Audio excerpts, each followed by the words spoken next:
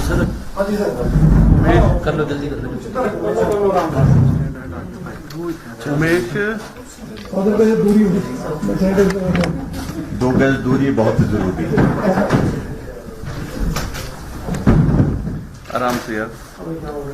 ये समझा दिया आपने। तेरा तो मजा आ जाएगा ट्रेन में। सर ठीक है जी, मत छेड़ो। थोड़ा हम ठीक है। हाँ बस छेड़ो मत, छेड़ो मत। बहुत बढ़िया, बहुत बढ़िया। बस यहाँ से इस फ्रेम से बाहर नहीं।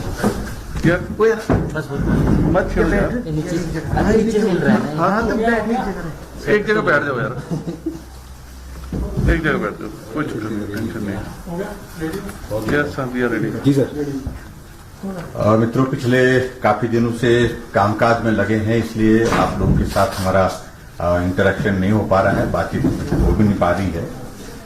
और मुझे आवश्यक लगा जो काम मैं कर रहा हूं पूरा फोकस करके, और मैं इस बात को कह सकता हूं कि जो काम हम कर रहे हैं वो प्रदेश के हित में है, प्रदेश के एक एक नागरिक के जीवन से जुड़ा हुआ है, उनके हित में है। लेकिन बहुत सारी चीजें उसके बावजूद जब आप लोगों के साथ, आप लोगों के माध्यम से हम साझा नहीं कर पाए, जिन बातों का हम जिक्र नहीं कर पाए, तो कुछ लोग बहुत सारे प्रश्न पूछने की कोशिश कर रहे हैं। मैं आपके माध्यम से एक तो बड़ा साफ कहना चाहता हूं कि हिमाचल प्रदेश अभी भी कोरोना वायरस के इस दौर में पूरी लगन तत्परता के साथ हमारी सरकार इस दौर से इसको बाहर निकालने की कोशिश कर रहे हैं। हम इस बात से सहमत हैं कि उम्मीद से ज्यादा मामले आए हैं। एक परिस्थिति ये भी रही हिमाचल प्रदेश में जब कोरोना वायरस के मामले हमारे घटते घटते 1 तक रह गया था, और उसका परिणाम ये था कि हिमाचल प्रदेश कोरोना वायरस से मुक्ति की ओर आगे बढ़ रहा था। और उसकी सबसे बड़ी वजह यह थी कि हमने हिमाचल प्रदेश में सख्ती की। आने में जाने में भले ही लोगों को कठिनाई हुई होगी रोजमर्रा की जिंदगी में, लेकिन मनुष्य का जीवन महत्वपूर्ण है। उस दृष्टि से जो कड़े कदम हमने हिमाचल प्रदेश में उठाए, उसकी चर्चा हिमाचल प्रदेश में ही नहीं, हिमाचल के अलावा दूसरे प्रदेशों में भी हुई। ऐसी परिस्थिति में जब सख्ती की तो बातों का जिक्र कुछ लोगों के माध्यम से यह होने लगा कि अनावश्यक रूप से सख्ती है, लोगों को परेशानी हो रही है। और फिर कुछ लोगों ने यह कहा कि बहुत सारे लोग बाहर हैं, उनको मरने पर छोड़ दिया गया, उनको लाना चाहिए। हम पहले ये कह रहे तो जो हिमाचल के अंदर जो लोग हैं, पहले उनको एक सेटल माहौल में मन से तैयार कर सके, ताकि इस गंभीरता को समझ सके कि ये कोरोना वायरस साधारण चीज नहीं है, ये बहुत तेजी से फैलता है, इलाज इसका अभी तक है नहीं, पूरे देश में नहीं, पूरी दुनिया में नहीं। ऐसी परिस्थिति में वो शुरू की आवश्यकता रही। और उसके पश्चात जब हमने इस बात को अनुभव किया कि हिमाचल प्रदेश के बहुत सारे नौजवान जो पढ़ाई के लिए दूसरे प्रदेशों में गए हैं, रहने वाले हिमाचल के बहुत सारे लोग ऐसे जो कामकाज के सिलसिले में बाहर गए हैं, बहुत सारे लोग जो घूमने गए हैं लेकिन वहां पर फंस गए, लॉकडाउन में फंस गए। ऐसी परिस्थिति में उन लोगों को हिमाचल लाना यह भी हमारी जिम्मेवारी है। व्यक्ति 1 दिन, 10 दिन, 5 दिन, 15 दिन ऐसा रह सकता है, लेकिन उसके बाद लंबे समय तक ऐसी परिस्थिति में नहीं रह सकता है। जब बहुत डिस्ट्रेस्ड कॉल्स हमको आने लगी और उसके लिए हमने तैयारी की शुरुआत की हिमाचल प्रदेश में। कैसे उनकी ट्रांसपोर्टेशन हो, कैसे उनको ला करके हमको रखना है, इन सारी बातों की तैयारी हमको पहले करनी चाहिए। उस दृष्टि से शुरुआत के लिए थोड़ा सा वक्त जरूर लग गया। लोग, विपक्ष के लोग जो खासतौर से शोर डाल रहे थे कि बाहर के लोग, हिमाचल के लोग जो बाहर फंसे उनको लाने के लिए कोई योजना नहीं बनानी। हमने योजना बनाई। हमने जाकर के कोटा से बच्चों को हिमाचल की बसों में यहां हिमाचल में शिमला पहुंचाया। चंडीगढ़ के बच्चों को जो पढ़ाई के लिए गए थे उनको जो है बसों में 4000 बच्चों को चंडीगढ़ से उठा करके जो है हिमाचल प्रदेश के गांव-गांव, घर-घर तक पहुंचाया। लोग दिल्ली फंसे थे, उनको लाया। आज गोवा से, आज कर्नाटक के बेंगलोर से ट्रेन रवाना हुई है पिछले कल सुबह 12 बजे ऊना पहुंचने वाली है। कल गोवा से ट्रेन चल करके जिसमें 1200 से ज्यादा बच्चे हिमाचल के रहने वाले गोवा में गए थे, लेकिन गोवा से आज वो कल जो चल करके जो है 2 दिन के बाद हिमाचल में पहुंचने वाले। ऐसी परिस्थिति में हिमाचल प्रदेश में अभी तक पिछले कुछ दिनों में लगभग 1 लाख लोग प्रवेश कर चुके हैं। और 1 लाख लोग प्रवेश होने के साथ साथ में अभी तक हिमाचल प्रदेश में जो रजिस्ट्रेशन आने वालों की है वो 56,846 लोगों की और कतार है जो आना चाहते हैं, हिमाचल के रहने वाले हैं, अपने भाई हैं, अपने बच्चे हैं। और इसी तरह से हिमाचल प्रदेश से जाने वाले लगभग 74,882 की रजिस्ट्रेशन जो हमारे पास है, जो बाहर जाने वाले हैं, दूसरे प्रदेशों में जाने, कोई बिहार जाना चाहता है, कोई हरियाणा चाहता है, कोई मध्य प्रदेश जाना चाहता है, कोई दूसरे प्रदेशों में जहां जहां भी उनके घर है। ये एक बहुत कठिन प्रक्रिया और कठिन परिस्थिति। और इस बात को मुझे लगता है कि विपक्ष के हमारे मित्रों को इतना कैजुअली नहीं लेना चाहिए। ये राजनीतिक दृष्टि से नहीं है। हमने सब्र किया है, संयम किया है, सुनते रहे उनकी बातों को। लेकिन पिछले कुछ दिनों से अनावश्यक रूप से जिस प्रकार से उनके व्यवहार में हमने देखा कि जहां आदमी मौत और जिंदगी के बीच में अपने जीवन को देख रहा है, जिस दौर को जो 6-6 बार मुख्यमंत्री इस प्रदेश के रखे उन्होंने भी अपने जीवन में नहीं देखा है, इस अनुभव को वो उन्होंने भी देखा नहीं है जो हम जिस दौर में से हम गुजर रहे हैं। लेकिन उसके बावजूद उनके सपूत महोदय जो है फेसबुक पर ऐसी बातें कर रहे हैं कि मेरा जिंदगी का अनुभव है, मेरा जिंदगी का एक्सपीरियंस है। कौन सा एक्सपीरियंस है हम भी जानना चाहते हैं। इनका सबसे सीनियर लीडर पार्टी का जो मुख्यमंत्री के बतौर काम कर रहा है वो अशोक गहलोत है। जरा पूछिए उनसे राजस्थान में क्या परिस्थिति है। इनका सीनियर लीडर अमरिंदर सिंह है वहां पर पंजाब में, हालात पूछिए पंजाब की स्थिति क्या है। उससे 100 गुना बेहतर परिस्थिति हिमाचल प्रदेश की है, जिस बात को समझना चाहिए। और राजनीति करने के लिए मैं अभी तक काम में लगा हूं। मुझे इस काम को, मेरी प्राथमिकता यह है कि अभी मैं कोविड-19 के इस दौर से हिमाचल के हर एक व्यक्ति को बाहर निकालूं। और मैं मेहरबानी करके कहना चाहता हूं कि वो समझ लें, इस बात को बड़े साफ शब्दों में समझ लें कि रुख हमको उस तरफ ही करने की अगर जरूरत पड़ेगी तो हम उसमें परहेज नहीं करेंगे। पूछने का अधिकार आपको है, लेकिन गाली गलौज सुनने के लिए सुबह से शाम तक इस प्रकार से जिस भाषा का इस्तेमाल कर रहे हैं, चाहे वो विपक्ष के, हम तो हैरान होते हैं इन सारी चीजों को लेकर के। इनके पार्टी के अध्यक्ष का पत्र अलग से आता है, वीरभद्र सिंह का पत्र अलग से आता है, मुकेश अग्निहोत्री का जो अपोजिशन का लीडर की उसकी चिट्ठी अलग से आती है। नेता कौन है, इसलिए वो स्पष्ट नहीं कर पा रहे हैं। इसलिए मैं कुछ फैक्ट्स आपके सामने रखना चाहता हूं।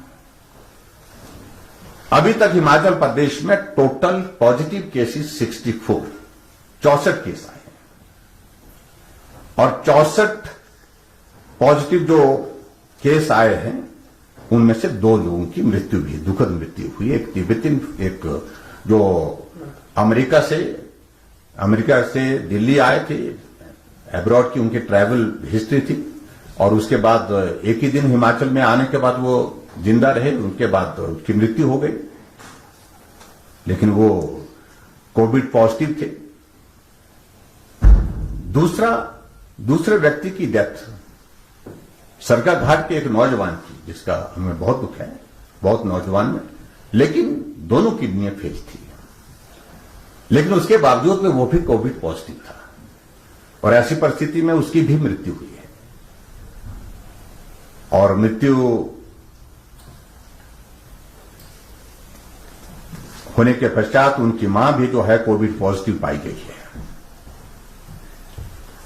अभी तक हिमाचल प्रदेश में एक परिस्थिति ऐसी आ गई थी, 2 तारीख तक हमारे पास एक आदमी रह गया था पॉजिटिव। लेकिन जिस बात को लेकर के मैं जिक्र कर रहा हूं कि हिमाचल के लोग जो बाहर प्रदेशों में फंसे थे, उनको हिमाचल लाना जरूरी था, और हिमाचल जब लाया तो हम इस बात को मान करके चल रहे थे, जहां जहां वो लोग हैं वो सारे क्षेत्र ऐसे हैं, सारे प्रदेश ऐसे हैं जहां कोविड-19 का, कोरोना वायरस का बहुत बड़ा प्रकोप है। लेकिन हम उनको मरने के लिए छोड़ नहीं सकते थे। अपने भाई हैं, अपने बच्चे हैं, अपने बुजुर्ग हैं, हमने उनको हिमाचल प्रदेश में लाया, और लाने के कारण स्वाभाविक रूप से पिछले 1 सप्ताह में हिमाचल प्रदेश में मामलों में बढ़ोतरी हुई है। 40 से सीधे 64 पे पहुंचे, और जिसमें से 23 मामले अब उपचाराधीन हैं। मैं इस बात पर नहीं जाना चाहता कि हमारी स्थिति बहुत अच्छी है, लेकिन फिर भी उसके बावजूद हिमाचल में ऐसी परिस्थिति में भी हम बहुत संतोषजनक स्थिति में हैं। यह भी मैं कहना चाहता हूं, अभी तक हिमाचल प्रदेश में 1-2 पेशेंट को छोड़ करके जितने भी मरीज यहां पर जो कोविड पॉजिटिव पाए गए, उनको पैरासेटामोल की गोली देने की भी जरूरत नहीं पड़ी। वो सारे स्वस्थ होकर के चले गए। जिनकी संख्या 35 है, 4 लोग प्रदेश से बाहर चले गए, जिन्होंने कहा हम मेदांता में अपना इलाज करेंगे, वो दिल्ली चले गए, वो दिल्ली में वहां से मेदांता से स्वस्थ होकर के घर चले गए हैं। और मैं ये जरूर बताना चाहता हूं कि अभी तक जो व्यवस्थाओं के सिलसिले में हमसे पूछा जा रहा है, बार बार पूछा जा रहा है, इकोनॉमिक मेजर्स क्या लिए? अरे भाई, नंबर 1 पहली लड़ाई कोरोना के खिलाफ है, आदमी को हमको स्पष्ट होना पड़ेगा। लेकिन साइमल्टेनियसली वो दौर हमने लॉकडाउन 2 के बाद, लॉकडाउन 3 के बाद अब पूरा करने के बाद, लॉकडाउन 3 हमारा 17 तारीख को पूरा हो रहा है, उसके पश्चात हमारा अगला जो है हिमाचल प्रदेश में आर्थिक दृष्टि से जो हम संकट के इस दौर में से गुजर रहे हैं, इसमें क्या हम सुधार कर सकते हैं, क्या हम रिलीफ दे सकते हैं।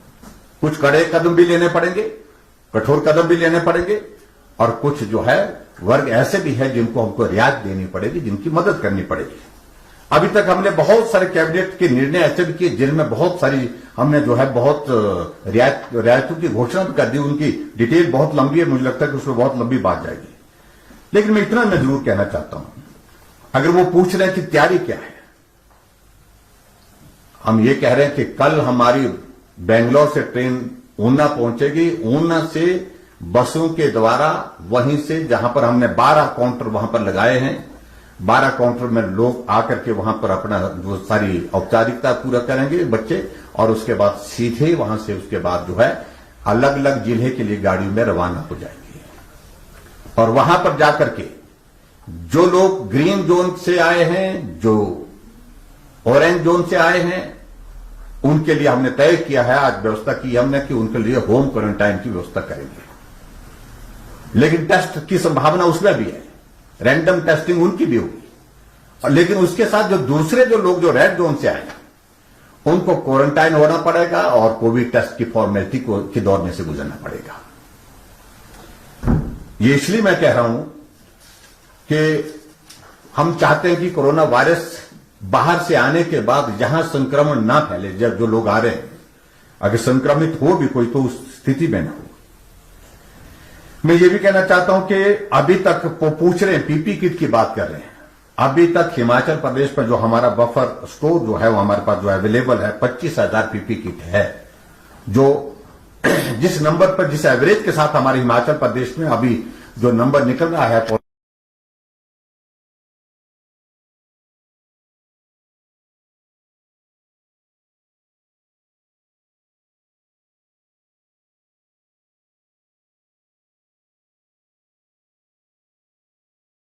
और उसके साथ जो जरूरी सामग्री, सैनिटाइजर और सारी चीजें, वो सारी चीजें भी उसी प्रकार से उपलब्ध है। हमने इसको थ्री टायर में इसको जो है 3 श्रेणी में इसको बांटा है।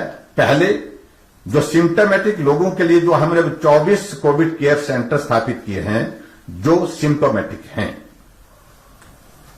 एसिम्टोमेटिक, जिसको असिम्टोमेटिक मतलब कि जिनको लक्षण तो नहीं दिख रहे हैं लेकिन टेस्ट में वो पॉजिटिव आए, 1300 बिस्तरों की क्षमता उनके लिए तैयार रखी है, 1300 बेड की क्षमता उनके लिए तैयार रखी है।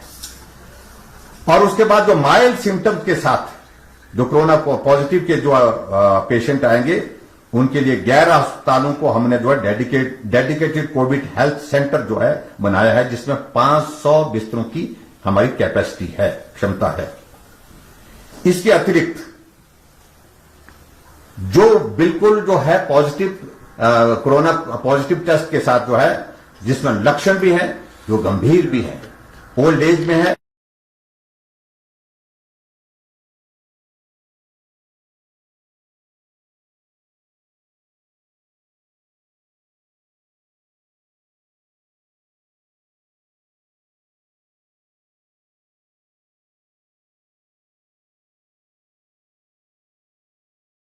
शिमला, जिसमें हमारा जोनल हॉस्पिटल धर्मशाला, ये हमने वहां पर उस तरह से रखा हुआ तैयार करके, टोटल मिलाकर के तीनों सारी चीजों के लिए एसिम्टोमेटिक और उसके बाद सिम्टोमेटिक माइल्ड और उसके साथ साथ में जो ज्यादा इन्फेक्शन के साथ जो ज्यादा गंभीर हैं, उन सब के लिए 2,500 बेड कैपेसिटी रेडली अवेलेबल रखी है। आज रात को भी अगर 2500 पॉजिटिव केस आते हैं तो हम उनको रहने के लिए और इसके इलाज के लिए बिस्तर प्रोवाइड करने की परिस्थिति में है। और उसके साथ साथ में वेंटिलेटर जो शुरू के दौर में हमारे पास सिर्फ 65 थे, उसको इन्हांस करके जो हमने अब 115 तक उसकी कैपेसिटी बढ़ा दी है। और 60 वेंटिलेटर के लिए हमने यूनियन गवर्नमेंट को, हमारे यूनियन हेल्थ मिनिस्टर के साथ आज वीडियो कॉन्फ्रेंस हुई, उनके साथ भी हमने इस बात को रखा, प्रधानमंत्री जी के समक्ष भी रखा, 60 वेंटिलेटर और हमने मांगे हैं। और इस बीच में मेडिकल स्टाफ के लिए तो मैं कह ही सकता हूं, मेडिकल पैरामेडिकल स्टाफ की उनकी सारे सिस्टम से कैसे जो है वो ट्रेनिंग का जो कंपोनेंट था, that has been completed. More than 4,500 doctor and paramedical staff की जो है ट्रेनिंग जो हमने इसमें की है। अगर टेस्टिंग की बात करें, पहले हमारे पास टेस्टिंग के सिर्फ दो जगह थी, आईजीएमसी में और उसके बाद में हमारे टांडा मेडिकल कॉलेज में। लेकिन अब उसके बाद हमने लगातार इसको टेकअप किया। अब हिमाचल प्रदेश में जो हमारी टेस्टिंग की कैपेसिटी लगभग 120-125 होती थी शुरू में, आज वो टेस्टिंग की कैपेसिटी हमारे 650 और 700 के बीच में आ गई। हमने 5 जगह लैब जो है हिमाचल प्रदेश में, टेस्टिंग लैब जो है 5 प्लेसेस, 5 जगह जो है उसमें हमने शुरू कर दी। ये भी मैं आपके बीच में कहना चाहता हूं। और टेस्टिंग की अगर पर मिलियन अगर हम हमारी कैपेसिटी की अगर बात करें, तो उसमें मैं ये कहना चाहता हूं कि हमारी टेस्टिंग की जो पर मिलियन जो कैपेसिटी है वो जो है वो अभी जो परसेंटेज है वो 1478 है, और जबकि देश की जो है 1367 है। उसमें देश की तुलना में, पूरे देश की तुलना में हमारे बहुत ज्यादा इसको हम कह सकते हैं। अब बहुत चीजों को लेकर के मैं कहना उचित नहीं समझता हूं।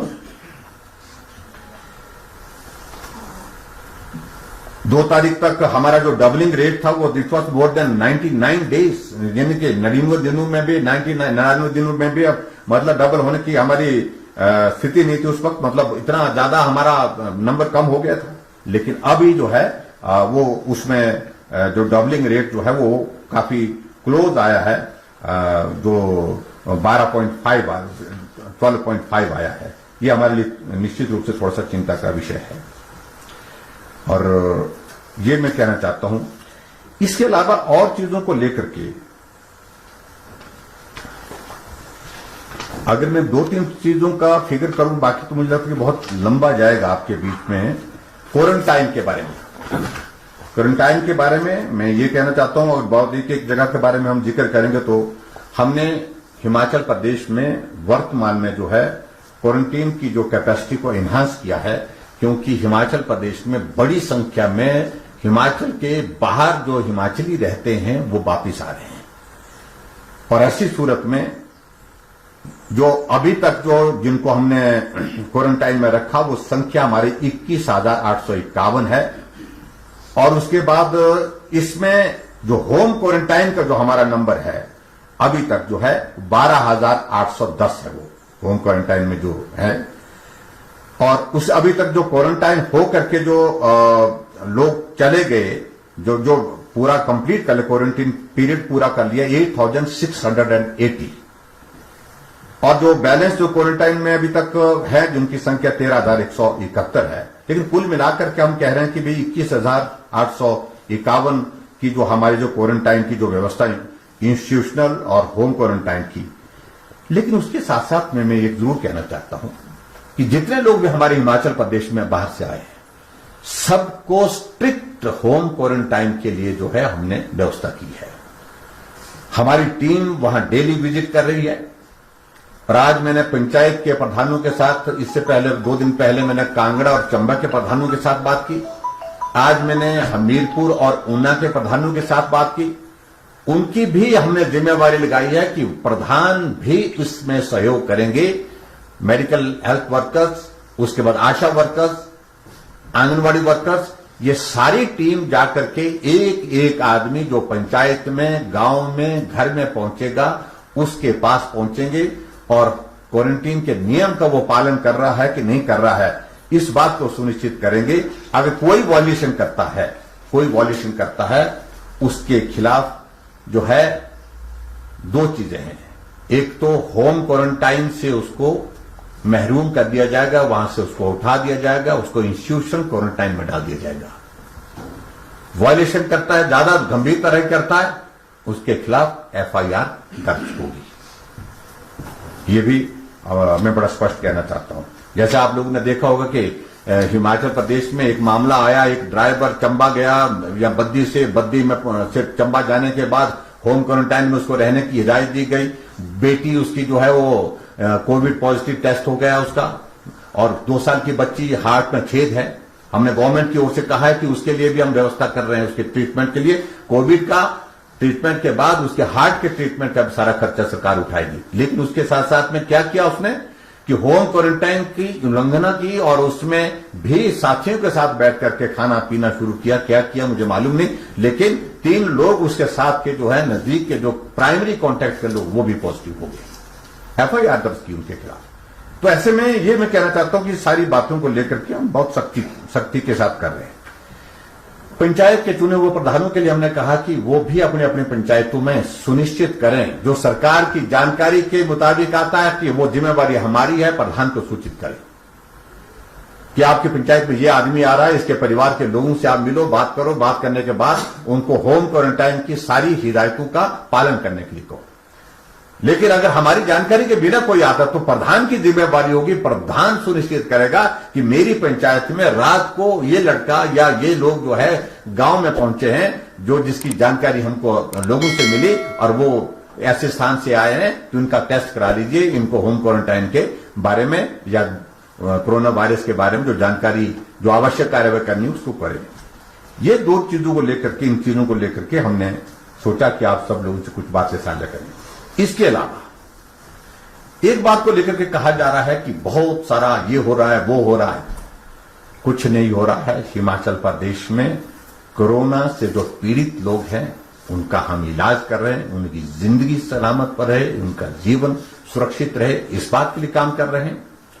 कोरोना वायरस हिमाचल प्रदेश में ज्यादा ना फैले उसको रोकने के लिए एहतियात के तौर पर और उसके साथ साथ में जो सारी सख्ती के साथ जो चीजें की जा सकती थी वो काम हम कर रहे हैं। दूसरी जो इस बात से मैं सहमत हूं कि बहुत सारे लोग ऐसे होते हैं कि ऐसे वक्त का फायदा उठाने की कोशिश करते हैं।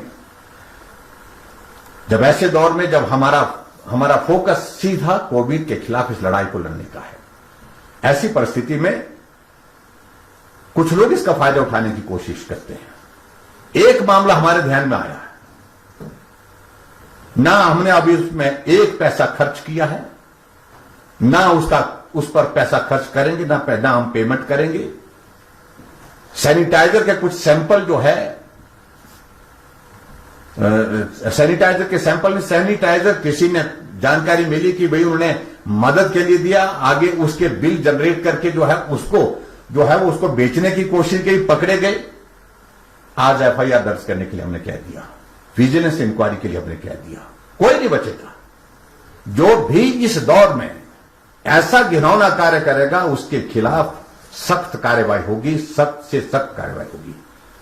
एफआईआर दर्ज करने के लिए वो तो विजिलेंस इंक्वायरी सारे मामले में होगी, और मैं कहता हूं, दावे के साथ कहता हूं, उन लोगों के खिलाफ जो भी कानूनी कार्रवाई के तहत जो बनता है उसको करेंगे। दूसरी बात, एक और इश्यू को लेकर के बात ध्यान में आई है कि एक नौजवान की जो है वो डेथ जो है वो कहीं से आकर के क्वारंटाइन में थे। अभी उस सारी चीज को लेकर के उनको बीमारी थी या नहीं थी, इन सारी बातों को लेकर के वो जांच का विषय है। लेकिन स्वारघाट में क्वारंटाइन में रखा गया था उनको, इंस्टीट्यूशन क्वारंटाइन में, और उस क्वारंटाइन में वो गिरने से उनके सिर में चोट लगी है ऐसे बताया गया। उसके बाद बिलासपुर ले जाया गया, बिलासपुर के बाद शिमला लाया गया, और शिमला लाते हुए रास्ते में शायद उनकी जो है वो बताया गया कि रास्ते में हुई है, बिलासपुर से तो रेफर किया, ऐसी जानकारी मिली है। लेकिन उनके जीवन को हम नहीं बचा पाए, इस बात का मुझे बहुत दुख है। और यहां शिमला में जिस प्रकार से सारी चीजों को लेकर के जो व्यवस्था होनी चाहिए थी उसमें थोड़ी कमी पाई गई है, उसके जांच के आदेश भी हमने अलग से दिए हैं। और उसके साथ में ये घटनाक्रम का टोटल जो सारा ये वहां पर क्वारंटाइन में क्या हुआ, बिलासपुर में एम्बुलेंस में आया वो, उसके बाद एम्बुलेंस वालों ने शिमला में उसको पहुंचाने में किस प्रकार से कितना समय लगाया, इन सारी बातों, और उसकी मृत्यु कहां हुई, इस सारी बात की जांच के मैजिस्ट्रियल इंक्वायरी के आदेश करना, ताकि सही बात हमको जानकारी मिले कि उस बच्चे के साथ क्या हुआ है। उसके परिवार वालों के साथ हम बात भी करेंगे, उसके परिवार वालों को जो वस्तु स्थिति है उसकी जानकारी होनी भी चाहिए। उन्होंने कहा है, उनके परिवार की ओर से शायद इस बात का आग्रह आया कि जो हेल्थ डिपार्टमेंट की जो एम्बुलेंस थी उनके कर्मचारियों ने ठीक तरह से उनके जो है वो नहीं किया, उनके सहयोग नहीं किया वो सारी चीज में, तो उसके कारण जो है उनकी मृत्यु की बात उन्होंने कही, ऐसा मुझे बताया गया। मैंने सारी रिपोर्ट मांगी है, लेकिन इससे पहले मैं मैजिस्ट्रियल इंक्वायरी जो है एडीएम बिलासपुर को जो है इसके लिए जो है अधिकृत कर रहा हूं, और उनके माध्यम से जो रिपोर्ट आएगी उसके मुताबिक कार्यवाही होगी। तो मित्रों, ये कुछ बातें थी जिन बातों को लेकर के मुझे लगा कि राजनीतिक दृष्टि से मैं एक बात को लेकर के, मुकेश अग्निहोत्री जी बहुत बोले, आजकल फेसबुक पर वो लाइव रहते हैं, विक्रमादित्य जी फेसबुक पर लाइव रहते हैं। मैं व्यक्तिगत रूप से विपक्ष में है, उनको बात कहने का अधिकार है। मुकेश अग्निहोत्री अपनी फेसबुक लाइव में कोई 10 बार पंजाब का जिक्र किए, पंजाब के मुख्यमंत्री ने नांदेड़ भेज दिया, लेकिन उनको यह भी मालूम होना चाहिए नांदेड़ से लोग लाए गए और उसमें लगभग 200 लोग जो है पॉजिटिव निकले। पूरे पंजाब में एक एक जगह जहां कहीं नहीं कोरोना था वहां तक पहुंच गया, ऐसी परिस्थिति हुई। उनसे तो ज्यादा मैं उनके बारे में नहीं टिप्पणी कर रहा हूं, लेकिन मैं ये कह रहा हूं कि पंजाब से 100 गुना बेहतर तरीके से हिमाचल को हमने संभाला है। हिमाचल प्रदेश में अगर ये तबलीग वाला मामला नहीं आया होता, 26 मामले सिर्फ उनके आए, और ये घटनाक्रम नहीं होता तो हमारा नंबर आप कल्पना कर सकते कितना कम होता। तो इसलिए मैं बहुत ज्यादा उन पर नहीं कहते। और दूसरे जो महाशय जो अनुभव की बातें अपनी जो सुना रहे हैं मुझे समझ में नहीं, 25 साल हमको लगे विधानसभा के अंदर होने के लिए। और मुख्यमंत्री के बारे में, मुख्यमंत्री एक इंस्टीट्यूशन है, सहयोग देने की बात कह रहे हैं, अच्छी बात है, सहयोग दीजिए, लेकिन उसके बावजूद टिप्पणी करने में संयम करें। और मैं समझता हूं उचित रहेगा, उनके पिताजी का अनुभव बहुत लंबा है, लेकिन ये दौर भी लंबे दौर तक रहे वो मुख्यमंत्री, ये दौर उन्होंने भी अपने जीवन में नहीं देखा। और ऐसी परिस्थिति में कांग्रेस के प्रदेशों के साथ हमारी तुलना करें, कौन बेहतर कर रहा है, कौन क्या कर रहे हैं, इस बात को लेकर के मुझे संतोष है कि जब जिन बातों को लेकर के कुछ स्टेप हमने लिए हैं, उनका जिक्र प्रधानमंत्री जी ने भरी वीडियो कॉन्फ्रेंस में पूरे देश के मुख्यमंत्री के सामने किया कि एसीएफ के मामले में हिमाचल प्रदेश की तरह काम करने की जरूरत है। हमारे पास आज डेटा है, हर घर में कहां बीपी का पेशेंट है, कहां शुगर का पेशेंट है, जो एक्टिव केस फाइंडिंग का हमने प्रोसेस किया। और अभी जो हमने जो सेकंड फेज में जो हिमाचल प्रदेश में जो दूसरे प्रदेशों से हिमाचली वापिस अपने घर पहुंच रहे हैं, उसके लिए हमने अलग से एक कार्यक्रम का निर्धारण किया है, जिसको हमने निगाह के नाम से कहा कि निगाह का मतलब उन पर नजर रखने की आवश्यकता।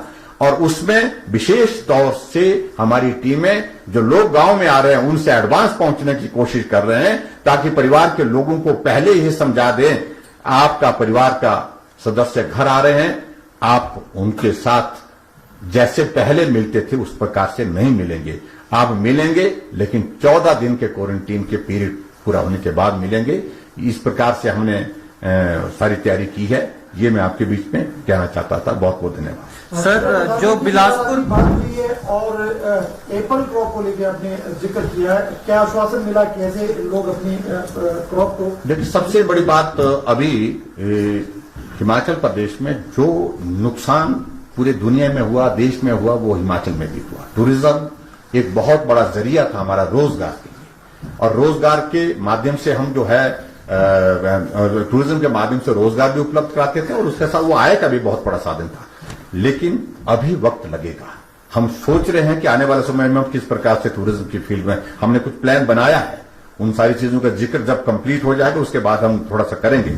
लेकिन हमने दूसरे सेक्टर, हमारा हॉर्टिकल्चर का सेक्टर बहुत महत्वपूर्ण है। पिछली बार भी सेब की फसल ने बहुत सहारा दिया है हिमाचल की इकोनॉमी को, अब की बार भी फसल ठीक है, और ऐसी परिस्थिति में अब की बार भी उम्मीद करता हूं कि सेब का सहारा हमको, सब लोगों को बहुत बड़ा मिलेगा हिमाचल की इकोनॉमी को। ऐसे में हमारे सामने चिंता का विषय यह है कि आजादपुर मार्केट में कोविड के बहुत सारे केसेस आने की वजह से वो जो है कभी बंद हो रही है, कभी खुल रही है। ऐसी परिस्थिति में हमने कहा कि जब हमारा लगभग 2.5 करोड़ से ज्यादा का बॉक्स जो है एप्पल का मार्केट के लिए निकलेगा, ऐसी परिस्थिति में वहां सुनिश्चित करें मार्केटिंग। अगर कहीं आजादपुर में दिक्कत आती है कोविड-19 की वजह से, तो अल्टरनेटिव अरेंजमेंट हमारे लिए करने में केंद्र सरकार उस पर मदद करे, ये हमने बात कही। और अब की बार मुझे लगता है कि विदेश से जो सेब आता है, अब की बार उसकी संभावना बहुत ज्यादा नहीं आने की, वो इंपोर्ट होता था। तो ऐसी परिस्थिति में हिमाचल के सेब की अच्छी वैल्यू होगी। सर, सुझाव भी प्रधानमंत्री ने